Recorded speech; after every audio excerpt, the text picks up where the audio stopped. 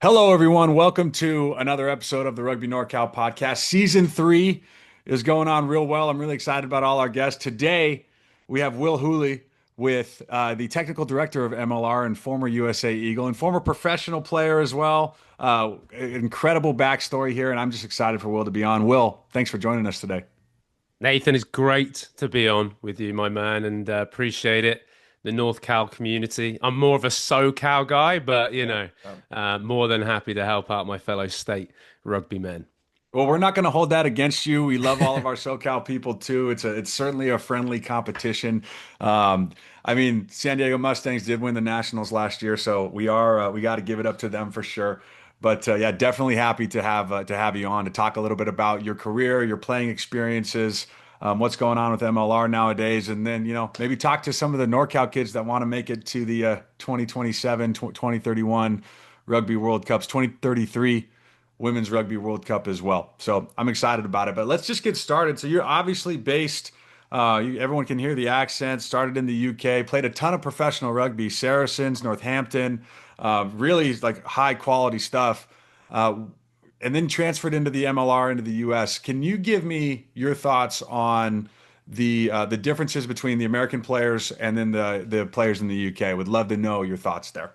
Yeah, I mean, I feel blessed that I've had this, in my career, I had the great opportunity of playing in both places, as you mentioned, obviously, predominantly in the UK, but then I came over and finished my career at San Diego Legion in Major League Rugby. And then, yeah, minus my accent, but thanks to my grandmother, who was born and raised in LA, so California Okay. girl.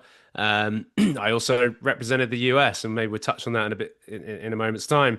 But I think, you've got to remember, what's some of the big differences culturally in the United Kingdom and Europe in general. You could say it's been rugby's been there and it's been prominent for so long. And when I was growing up, I was a rugby ball was sort of brought into my hand as early as the age of 5, and it was within your sort of system of sport, whether we played soccer, football, obviously known in the UK. Rugby was very much, again, one of those winter sports you play at school. There were clubs everywhere, and those clubs were like history, tens, 50s, hundreds of years old, and so therefore culturally it was almost like the game was just more, the awareness was there. Meanwhile, obviously in the US, it's had that history in many places, and I think California does an incredible job, by the way. But it's still that niche sort of emerging sport. I think let's not get around that. We'll come again maybe to speak about that a little bit more. So the difference I would therefore say on the players, it really sometimes I think comes to rugby IQ and just the understanding of the game. But that's to be expected when someone like myself, who was involved in the UK and the system of sport and getting to know rugby early, um, understanding the game, I've just had a longer period to understand it. Meanwhile, here in the States, people don't really pick up a rugby ball until maybe high school or maybe after that, at college level or whatever it might be. So I would say that's the real difference in terms of rugby IQ, just the understanding of the overall game. Although I do believe that gap is closing, particularly in recent times.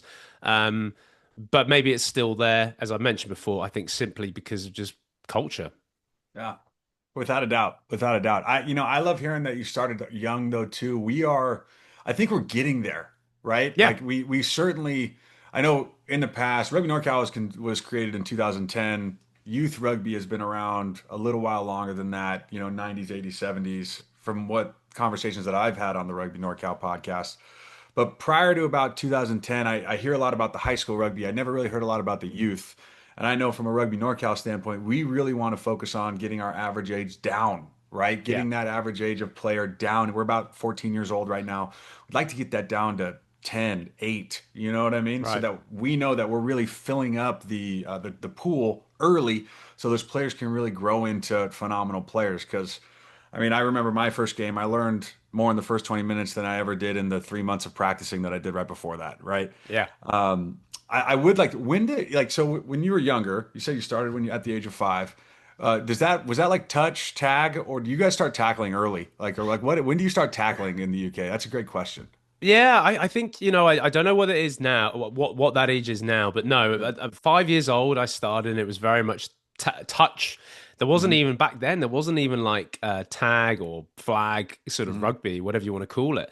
It was very much just two-hand touch, and that would last to pretty much the age of about 9 or 10 years old, Okay. before we then started to adopt tackling. And there, I remember there was real big. The one thing which I do love about rugby is, yes, we have injury, and I, if I look back at my career and I got injured, that is the nature of our sport. It's a physical, it's a contact sport. I think we need to make sure as a rugby culture, we're very upfront about that. However, at the same time, the level of detail of coaching, and I do believe coaches have such an emphasis on a young person and getting into the sport, how they can be energized and enthusiastic about it, and then teaching the technique. So I remember really early on, like the technique of cheek to cheek, tackling low, everything that was really deemed as essential was really ingrained in me at a very, very early age. That helps with safety later down the line. And I do think, again, I'm just looking at potentially what we talked about earlier about just understanding the game from an earlier Yeah. age rather than just picking it up. And let's say here in the US, no disrespect to football, but guys who are coming out of football, the contact in the game of football is very different. It's kind of body checking, it can be quite upright. And therefore, I do think it maybe takes an extra bit of time just to adjust someone on their body height from football to rugby. Meanwhile, again, I had that at a very early age of like, that was the way how you tackle in rugby, and you're technically taught that. So it was still pretty early. I honestly don't know the exact years now. I don't know whether that's changed maybe in more recent times. We're going back Yeah. 25 years ago, but Yeah. Yeah. or Yeah. longer. But yeah, so it was a development though in terms of not just like this year was touch and then next year was just contact. It was very much like a progression over time. Cool. Cool. Yeah, I'm glad to hear that, certainly, because that's kind of where we run, right? We started under 10s. That's where a lot of the Yes. tackling will get going. Under eights, we got flag now, which I think is a great intro Yes. into rugby across the country. Certainly, I think the Imagine Rugby group is doing a great job. I think there's a lot Hmm. of Hmm. local clubs and local Ceros that are also trying to run programs off of Imagine Rugby, which I think is a really good idea. And I know MLR supports that pretty well as Yeah. well, which is Yeah. huge. Yeah. It's just to show the pathway, right? Yeah, no, 100%. I was just going to touch on that and just say, like, yeah, no, Imagine Rugby is ultimately an affiliation program with Major League Rugby, and was really born here in California. Hmm. Now all over the country. I know there's big Imagination rugby programs, Imagine Rugby programs, sorry, in Chicago and other places in the US. So it's great, and it's just getting Nathan. It's all about just getting the rugby ball and just the basics of the game in the hands and the understanding of young kids. And, I think that's been the biggest thing. It's like just getting young kids, girls and boys, aware of our sport at an early age. I think that's sometimes the biggest thing. You need to put it in front of the American market.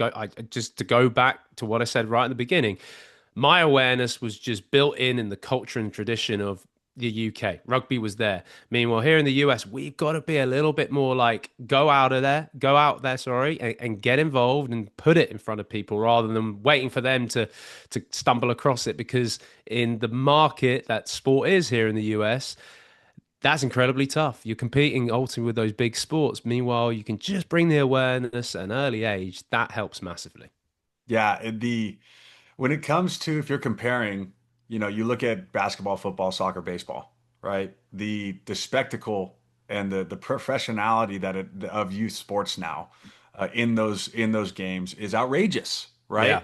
Yeah. There's so much that is done. They're really, full on corporate businesses when it comes down to it. And rugby, and we're still, again, significantly grassroots, right? Significantly grassroots. And so until we can get, and I remember we were talking to Charlie Purdon last year, who's a SoCal guy, USD.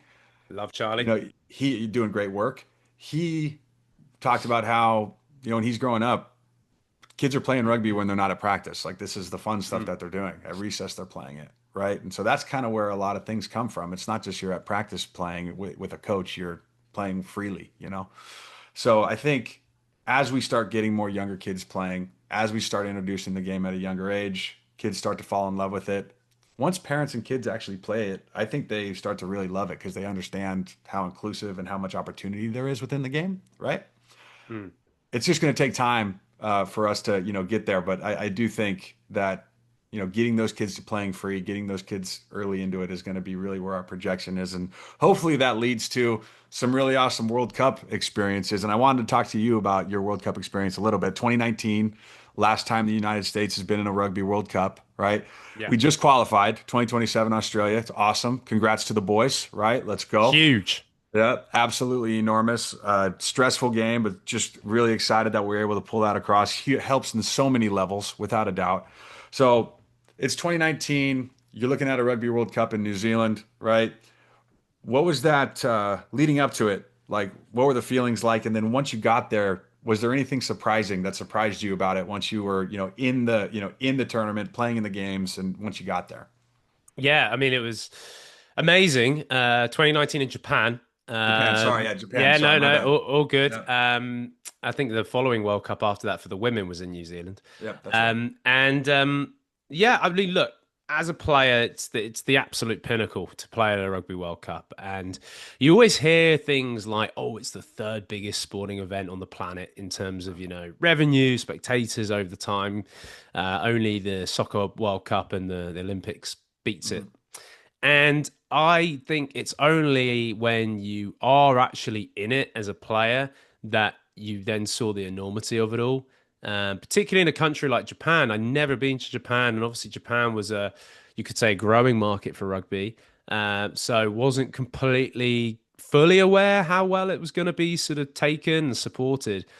But it was just it was nuts. Like I remember like being with Team USA. It was like we were almost like a circus whereby you Yeah, just go from city to city. I'd love to go back to Japan and properly like see it as just a the vibes. tourist. Yeah. Yeah, not that it was bad. I mean, it's just like you're literally there as a as part of the event. You're just one of the acts, Mhm. that's involved in the entertainment. But I remember clearly like the fan villages, and in particular we were in Kumagaya, which is just north of Tokyo, and we had a game that week against Argentina. But in midweek, we wanted to. This Kumagaya was a reasonably sleepy suburb, or what we were told was a sleepy suburb of Tokyo, but loved its rugby. Had a purpose-built rugby stadium, which was amazing, and I think Mhm. they made it like 30,000 people for the World Cup. And I remember Japan were playing, I think it was someone like Scotland or Ireland. It was a big game. And they had fan villages in each destination. And in this destination in Kumagaya, like, I'm not joking, it was like anyone in that suburb was at this fan village. And we and a few of us decided to be like, oh, let's just go and experience, watch a bit of the game there. Man, in my time, whether that's been, I've been involved in rugby clubs that have been a part of the city. It's been very rugby orientated, like Northampton, Exeter, where you're maybe known or seen and people recognize you. I don't know whether it was necessarily recognized me as Will Hooley or like my other teammates, but they saw us. They knew exactly we were Team USA, and Yeah. we got like mobbed in a great Mhm. way. Like the Japanese like bring their kids and like pass them over to like, oh, can we have a picture? Can we have a picture? Can we have a picture? And then like literally like it was. I mean, we had to like move away because I've never experienced being like they were just so into it, and they Mhm. just knew that we were in town. And then when we came into this fan village, it was like, yeah, we were celebrities. And it was like even outside the hotel, there would be people who would wait all day, really politely, outside the hotel, and they have like pictures of you, like me playing for USA in a game, or picture of me playing like when I was like playing for Northampton at the age of 20. Like, Mhm. and they would Yeah. be there ready for you to sign it. And they were so polite and so nice. And maybe that was the Japanese and just being so hospitable. But it just made me realize as a World Cup, like it is so massive for our sport. And then globally as well. This is why when you said, Nathan, about how great it is for the US to be qualified for the World Cup. I think it's not just for that team and those players, but it's also for us as a union to be part of that pre-World Cup, during the World Cup, what happens, financially from it, growth of it wise within the country itself, even just being part of it, let alone being a host of a World Cup. So I just remember it being just bigger than I thought it ever was, being a player in it. And it went so quick. It Yeah. literally was like, you're in it, you're transferring between different city and, you're training and then you're jumping on a flight or a bullet train as it was back in Japan and going to the next place. But it really was, I felt the magnitude of what was a massive event. Yeah, and Japan is rugby crazy over there, and you Yeah. never, I mean, from the outside, non-rugby people wouldn't know that, right? But when you get there, it's like that's like a huge deal to them.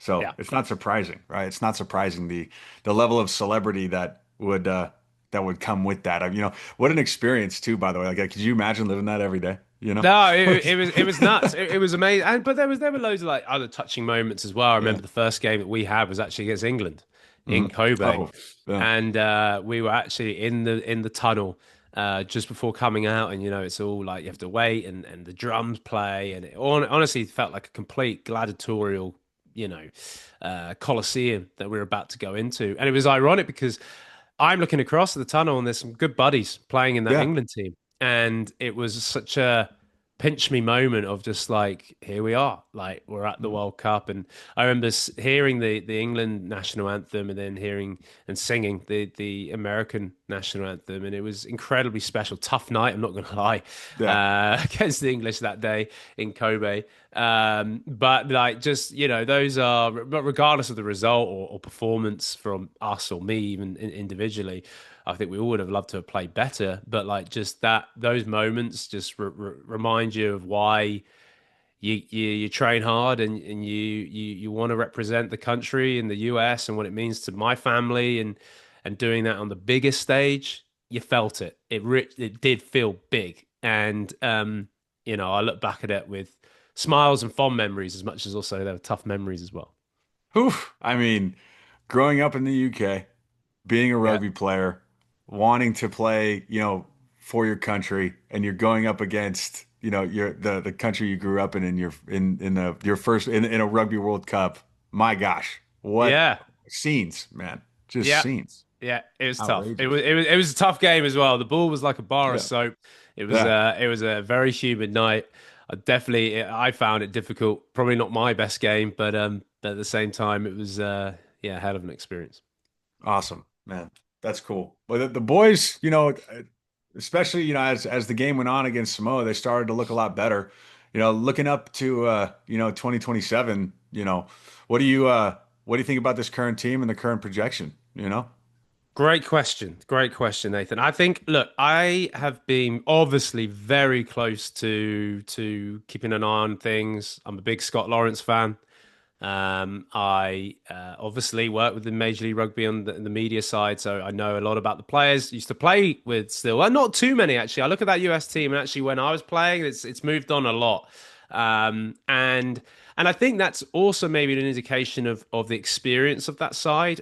It's not filled with loads of experience, and I think that maybe not to be negative, but at times has shown. And I was just so man, I promise you, I've never watched a rugby game. I didn't sit down throughout the whole match. My wife Yeah. and my dog had to leave at half time because my dog was getting like anxious and trying to jump Yeah. around because he thought I was getting anxious. So they left at half time. And I was just so I knew how important that win was going to be, but I also know with that team, I knew they could have beat I believed they were going to beat Samoa that day. Hmm. They have the talent, they have the work rate and whatever. I think it requires still that little bit of belief and a little bit of extra leadership in those tough moments. But I saw that in that game against Samoa, which was so pleasing. And I just hope because of now qualifying for 27, that confidence side of things is going to just naturally happen more. It's great to have a runway now. I can't express, having experienced it myself, rather than just trying to qualify that repechage tournament, which is actually next year. So then if you do qualify, then you've only got not maybe even a year to Yeah. turn it round to go to the World Cup in 27. Meanwhile, now the guys have got Scott Lawrence has got time, can maybe bring in some young guys to test them out, really understand the best partnerships, understand his best coaching staff, And it's just all in all just makes life so much better to go and perform in 2027. Because let's not forget, if anyone's been following this moonshot project that Scott's been talking about Yeah. and the World Cup for 2031, and ultimately it's to try and get out and get into the knockout stages at home World Cup, it really started with this. Hmm. 27, Gemini was what he calls it, the project of qualifying for 27, but then performing at 2027. That's now the next thing. And I do believe this squad has talent. I do think it's building leadership. I just think it now needs that confidence, and I just hope it has that from now qualifying with that win against Samoa. Yeah, and I think I was listening to your last episode of the Rugby Rundown. Great podcast, and I love it on YouTube as well. Hopefully, our production can get there on the Rugby NorCal podcast one day. We're going to get there. It's one of my goals, Will. It's one of my goals. Did, The did. the You talked about how, the team not being able to play together that often, not getting those quality match minutes, being able to, sometimes in rugby you are learning as you're playing, right? And you're coming together, you're understanding everybody a bit more, you're understanding how to play, you're understanding what to do. And we were talking about how, that game against Japan really was a setup for that game against Samoa, and what takeaways, what work-ons you can have. And then hopefully now that, I'm not going to say that it's comforting, but there should be confidence in that you can really lean into your process that Scott Lawrence has been talking about forever, right?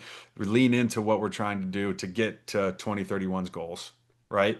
Really based off of where we're at today. Yeah, no, That's it. I think that's such a valid point. And just to add to that as well, Nathan, like, and again, it comes from experience, this comment. There is a difference when you are planning for these, what I call these like knockout, very high pressure qualifying games or a repechage tournament. They're horrible to be involved in. They're barely rugby test matches. They're kind of like a game of chess. And you're playing one of the worst things you can do in sport. And I think this is a lesson for anyone out there is you're playing not to lose. And Mm-hmm. when you play not to lose, you end up like not really showing your creativity, not Mm-hmm. really having an attacking model that suits, what is the best for the US. A defensive model, you're building a defense to just stop Samoa or just stop Chile or something like that. It's very much unique to that situation. That is not gonna. That's only just trying to get you through the hoops of Mm-hmm. qualifying. Meanwhile, if you don't have that pressure, and then you can really focus on your attacking system, what players you've got, what is the best for the team, how America wants to play. I'm not saying that Scott hasn't done that. I'm Yeah. sure he has, but there's always an element in the back of your mind of you're just wanting to get through to that next step. Now the US don't have that. It's more like they can build, they can go into this November tour of this year and really cement like what we want to do, how we want to stamp the game on an opposition. And I just think that mindset, trust me, is so much um, better. That's terrible Mm-hmm. English. It's a way better feeling to have than just the being scared of ultimately just not wanting to lose and just trying to qualify. I think that's a great representation of, like, what you're, I don't think that's an incredible insight is what I'm trying to say.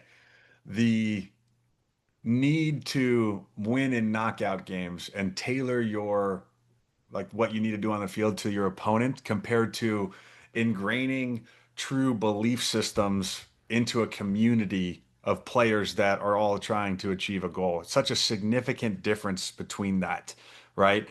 Something that I certainly am aware of, but didn't really think about when it comes down to this, right? Especially when we have the youth, such a young group of kids or players in our, on our team. The, I mean, the need to be able to, because that's what we're going to have to do working up to 2027 and 2031, is figure out what we believe, who we are, and how we're going to go about playing this game, right? Mm. Creating an identity, right? Rather than just trying to win a game. I think is the Yeah. kind of difference there is what you're saying. Did I explain that I, well? No, you did. And a really good example of that, and again, I know we probably want to move on, but a really good example of that was Japan.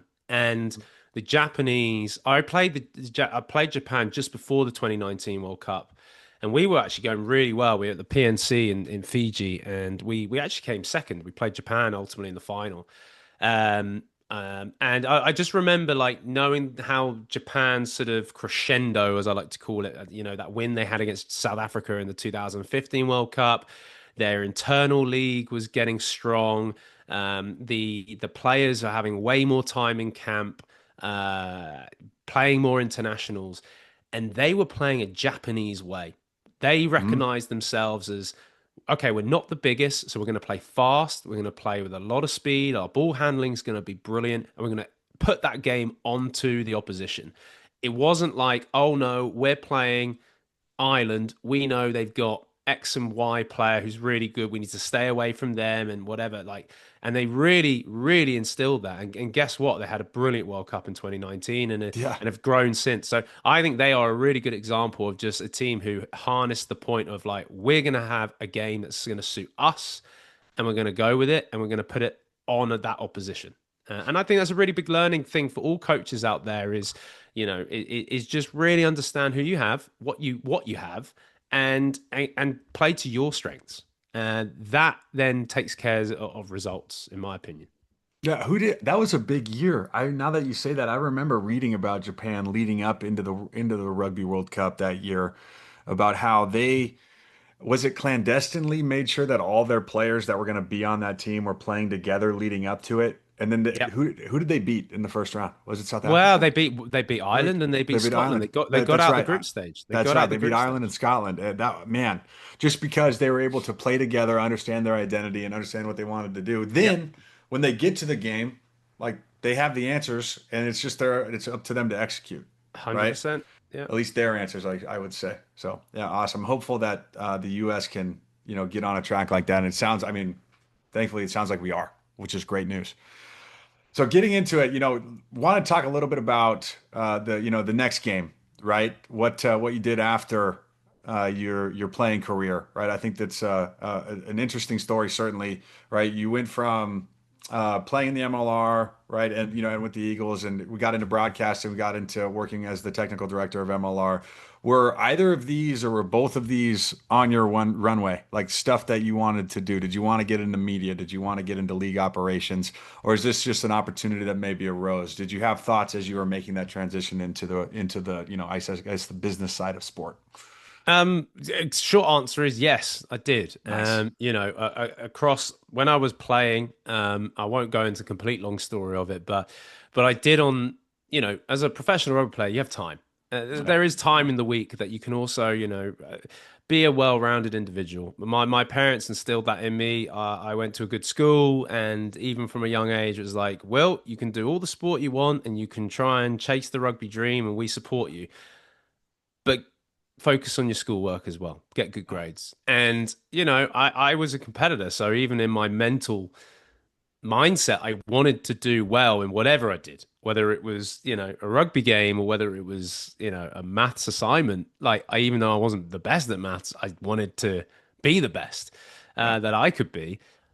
So ultimately, no, I did, and it was really through a bit of misfortune where I had an injury. It was when I was at Exeter and had some time out, and got approached to sort of write in a match day magazine for Exeter Chiefs, Hmm. and I was like, all right, like let's do it. It was an interview with an old boy who had been an Exeter Chief and England international during the 60s. Anyway, long story short, went very well and got out there into more the local news, local outlets, and even nationally. And then it was sort of the Rugby Players Association back in the UK, this was, approached me about like, hey, look, there's a sport media writing and broadcasting journalism degree. Part time, you can do it remotely. Like, would you be interested? And one thing led to the other, and I did, and I got that degree. It led into various experience within radio, within some TV. I started a podcast, which was literally called The Next Game, which was Yep. it was during the sort of lockdown COVID period. It was like understanding from my fellow teammates who I play with who just retired, what does it take? What are the pitfalls? What are the positives? What are the whatever? And it harnessed my enjoyment of media, and then everything around it, like even like producing. I like obviously stuff in front of the camera and being a presenter, but obviously the stuff behind the camera and the business of media and whatever it might be. I knew I the other thing which was, Nathan, what I would say is that the one thing I'm really proud about is I retired on my own terms.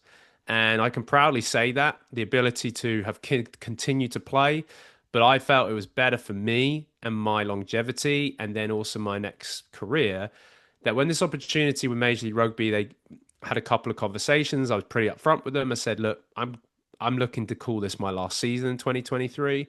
And then it was like, okay, we would be really interested to bring someone in within the broadcasting team, kind of be a bit of a Swiss Army knife around MLR and the rugby network, and help build and grow. And look, that was decision made for me. I was like, okay, stayed in the US, part of almost giving back to rugby here in America, and media was very much my journey and very much my, I thought, point of difference, to be that sort of former player within the system, within the business. Hmm. And I'm involved in many things. Technical director, by the way, is a very grey. I wanted to ask. I was Yeah, going to yeah, yeah, ask it yeah. like, To be what is honest, that? What does it no, mean?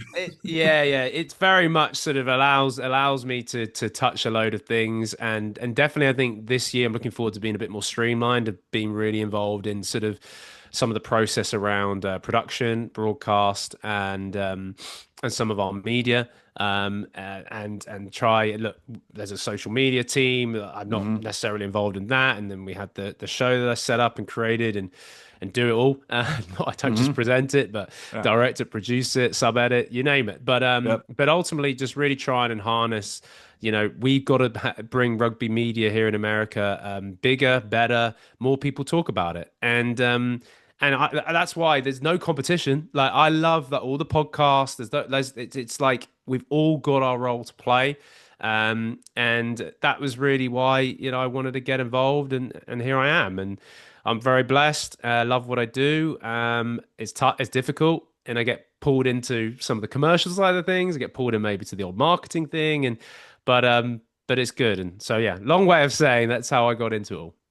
Well, I mean, a couple things that I think tying this to Rugby NorCal players that are listening, love to hear about the grades, right? Love to hear about wanting to compete on and off the field. I think that's important, right? You can Mm. compete on the field all you want. Why are you not competing, in the classroom too, right? So just to send that messaging out, I think is huge.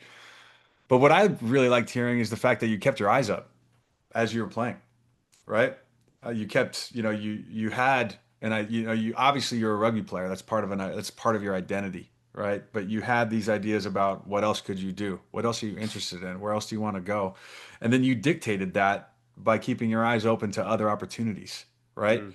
And you're able to guide where you wanted to go rather than being guided maybe by circumstance or situation, right? Which a lot of, I think, professional athletes end up having to do because maybe they're not keeping their eyes up as they're going through. Maybe they're not thinking about what else can we do? What else am I interested in? What else do I like? Right? Certainly, there's going to be things in the world that you're not going to like doing. There's certainly parts of the job in Rugby NorCal that are difficult. There's certainly parts in the job in the media landscape that are difficult. But it's still you're still on the track that you want to be on. And I think if players and people can continue on a track that they enjoy, that they love with the North Star, I mean, I think life's just better when it comes down to it, right? Yeah, and I think just to touch on that is what's so important, and I tell current professionals now, or even guys who are just come out of just retired, is you've got to put yourself in a place where you're not going to find your perfect job straight away. Hmm. And I'm talking about the professionals out there, but I think this also stems to like younger people, young girls and boys who are still understanding like what they want to do. If you can have a basis of like, I wanted to be involved in media, like I loved being the presenter in front of camera, but I didn't know probably all the other bits, and I didn't know whether I would love some of the other bits. But the reality is you're only going to know when you experience something, and you have to put yourself out there as well. I think that's the other thing, which is I tell the guys like no one's going to sell you better than you. And Hmm. that is unfortunately for some people they don't probably like that concept. They don't have the confidence to do that.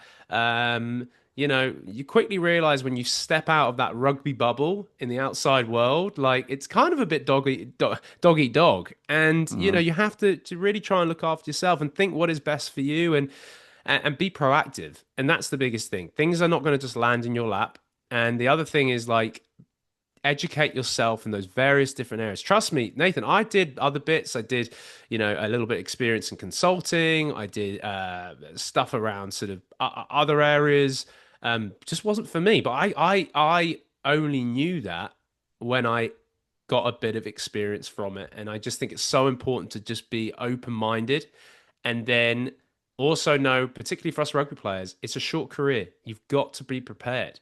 And, I mean, talk about rugby, let alone if you're involved in the other sports here in the US, what is NFL is called not for long, isn't it? And you've got Yeah, to be out there and recognize that, you either want to dictate your next chapter, or like you mentioned before, or you're having to react to your next chapter. And that is mhm. not something that I wanted. I wanted to dictate it and go into an area that I wanted to be involved in.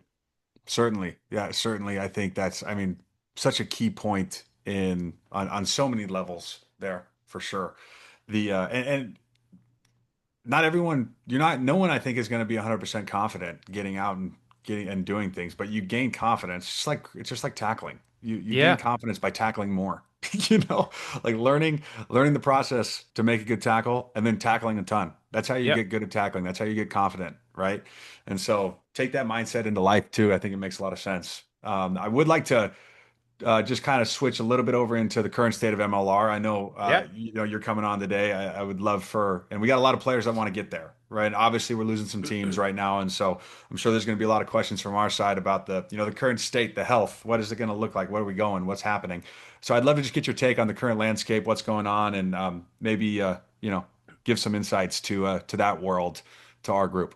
Yeah, for sure. I mean, look, first and foremost, it's definitely worth me saying that, I'm not the gospel and everything For that's sure. happening at MLR. I different departments for different things. But look, by all states and purposes, like there is a Major League Rugby season next year, and the progression therefore is to move forward. Yes, there's been some difficult moments in the last couple of months. And I think, those moments have been stemmed by the realization and sitting back from the board of directors and whoever the people are, of what is the best for the longevity of the business Hmm. of the sport here in this country. I think people have got to remember that, like, it's a business and business decisions have to be made.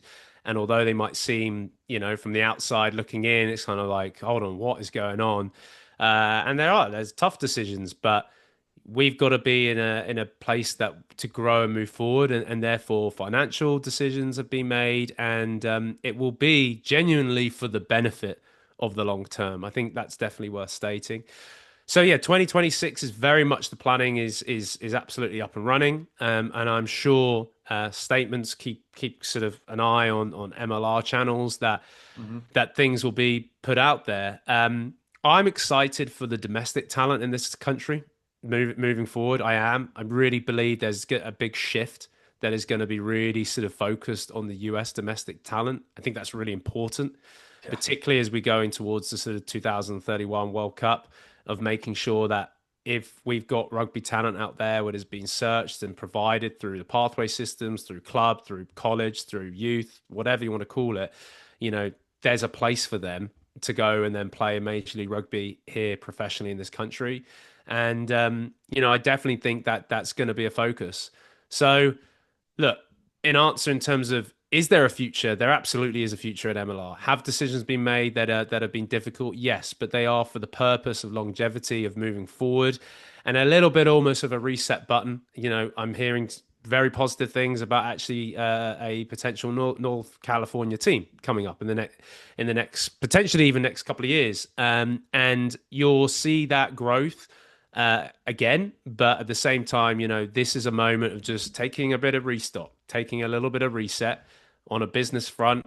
And I obviously feel sorry for the players, but at the same time, I know under the bonnet that this is going to be for the success of the long term future. We want professional rugby in this country. I want professional rugby in this country. The MLR absolutely has been and will be, continue to be, the platform for that. Yep, I certainly agree, and I love hearing the emphasis on domestic talent. I think that's something that all of our players can take away from that is that we do have, and I think obviously going back to the U.S. qualifying for 2027, that's going to help a ton. I think the investment, the World Rugby investment, all this money that's coming in from the Rugby World Cup for 2031, like these are all things that are really leaning in towards helping of the domestic player, helping of the kids that are currently, I would say, high school and, high school and up, right? To have an opportunity to be able to follow their dreams in a professional pathway, which I think is really cool. So I'm glad to hear it. Certainly, I'm glad to hear about that emphasis.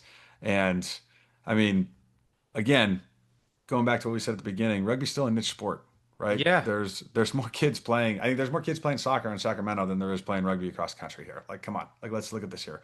But we can get there. That's the problem. That's the thing. We can get there, and so we just need to obviously create, emphasize, in my opinion, and I'm biased because I'm a youth guy, but emphasize the youth, emphasize the domestic player, and get as many kids as we can to play this game and get going. It's just going to help everybody. Yeah, and look, you're so right, Nathan, and let's not kid ourselves as well. We are an emerging sport Hmm. and an emerging league.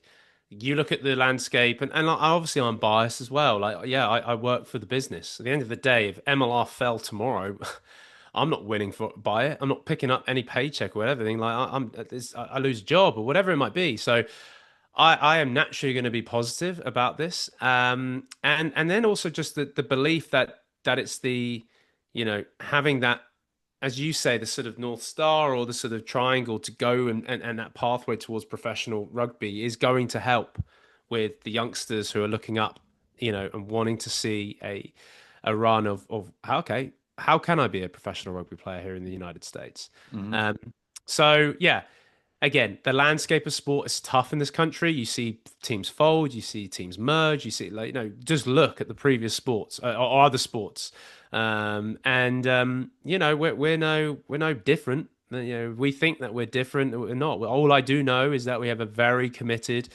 bunch of owners, board of directors who really want to take this thing forward. And I also know there are those expansion conversations in markets that again towards 2031 we're building the real platform and foundations to obviously then be catapulted after 2031.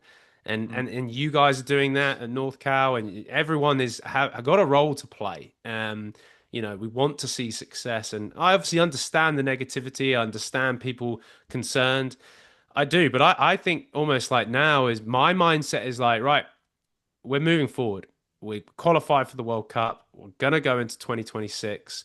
We're gonna have this World Cup in 2031. That's the other big one. Because of that win against Samoa, that's almost like cemented that 2031 World Cup. And yeah, for me, it's like let's take the positivity and go forward rather than kind of negativity and looking back. Well, I think, that's a mindset shift. I mean, not a mindset shift, but like really just an outlook on, what is your mindset for the game? What is your mindset right now? Like Yeah. things are not going to go well. Bad things are going to happen, right? Hmm. There's going to be negative things that occur. Negative things occur on the rugby field, negative things occur in life, right? Are you going to take those and you're going to dwell, or are you going to take it, learn from it, and keep going, right? Yep. And keep going. And 100%. like, and what, I mean, and what do those players, I'm just sitting there as like a high school player now. Like, how would you want to approach your rugby, your rugby outlook, your rugby dreams in your life? Do you want to look at, oh, look at all these bad things that are happening, or hey, look at all this opportunity that we have. Yep. Look at all this Yep. opportunity. Look at this. Look at my opportunity today to be able to go play the sport. Look at all the people that are involved. Look at all the great college programs out there. Look at all the work that's being done by people to try to help me get to where I want to go. How can I take advantage of every day to put myself in the best position to play for the Eagles? That's what I'd be asking myself if I Yeah. was a player in high I school, totally right? agree. And I would also say, just quickly, like people like go and speak to those people like a Nate Osberger or Ryan Marius. No. Two guys who were there pre-professionalism here in the US, during professionalism here in the US. If you spoke to, and I've had this conversation with both of them, like back in whenever it was 10 years ago when they were trying to really make it for the US, but these opportunities were never there, like Yeah. never there. And like Yeah. the fact that they are and they will continue to be and only get better, then that's something to be excited about. But like I say, loads of challenges still there. You know what it's like, Mhm. Nathan. Yeah. You work in rugby in this country. When I speak to some peers, almost in other nations who work in rugby, I'm like, you don't realize how easy you've got it Yeah. in the grand Yeah. scheme of things. Yeah. So, but that's all part of the reward is when you have a challenging environment, then, when you get those wins, they mean more. And, Mhm. I like I say, I'm really remaining and keeping positive moving forward. I think there needs to be a belief. I think everyone just needs to have a little bit of more belief in what we could do here. now, especially after, the win, especially after the qualification for 2027. And I see, peek behind the curtain, right? Like I see a lot of the people that are putting in a lot of work to Yeah. try and get this done. You said earlier you like Scott Lawrence and what he does. I've watched a few of his things. I love his temperament. I really like how he approaches things. I really like how his outlook. And I know there's a lot of people out there that are putting in a ton of effort to try and get this thing done. And so, I mean, I think one big takeaway, at least from this podcast, wherever you're sitting, whether you're a high school player right now or you're a USA Rugby fan, I say just believe and look at it in a positive light. And what can you do, right? Mm. What can you do? And I'm gonna shamelessly plug, if there is a fan out there that's asking themselves what they can do, we need more coaches and refs. So come get certified and let's coach and ref. You touched on a thing there, and I won't blab on further on it, but like, yes, coaching is so important. You Yeah, don't realize just how that kid, that young adult, whatever, their experience of rugby is going to stem from you, the yep, coach, yep. and be educated, get up to date with everything that's going on in the game, in the environment, whatever it might be. Um, I do believe we need to do more in this country to invest in coaching, because ultimately that is what creates top players moving forward. The environments that they're going to be in, they can be talented in whatever way, but if they're not being really taught the disciplines of our sport, and I mean that technically as well as tactically, Mhm. then it kind of means nothing. So you are so right. Referees being exactly the same thing. Those are absolute pillars of our Yeah. sport if we are to continue to grow and move forward as well. Yeah, so anyone complaining about the current landscape or having a negative mindset, if you want to give back and be a part of it and be a part of something good, coach a ref. I mean, shoot, even an AR, take an AR class. It's online, you know. There you go. Yeah, I couldn't. Yeah, I'm gonna shamelessly plug that without a doubt because we need the help. That's for sure. Will, I really do appreciate you taking the time here, man. This has been a great conversation, and really, I like the peek behind the curtain of everything that you're doing. Really, you're everywhere in regards to the media. You're doing incredible things. The Rugby Rundown's an awesome show too, and so it's just really important, I think, for NorCal to meet you and this, at this level. And I just appreciate you taking the time. Before you get off, anything you want to say to the NorCal high school kids, NorCal parents, NorCal coaches or admin, anything that you want to go before we sign off? Oh well, look, I'm really honoured to come on, and yeah, don't let my accent fool you. I am absolutely, fully behind rugby here in America, and I'm approachable. The great thing about our sport is we are all approachable. So shout out to me on social media or whatever it might be. I always try and take the time to get back to you and whatever it might be. But also just for particularly like the parents out there is and coaches and kids is have fun. Like the enjoyment of this sport comes in so many different formats. It's a fluid game where you kick, run, pass, be physical. It's something for everyone, and I mean that for girls and boys. What a brilliant part and journey you're going to be on with this sport as it's only progressing, and we're going to be having those World Cups in 2031 and 33.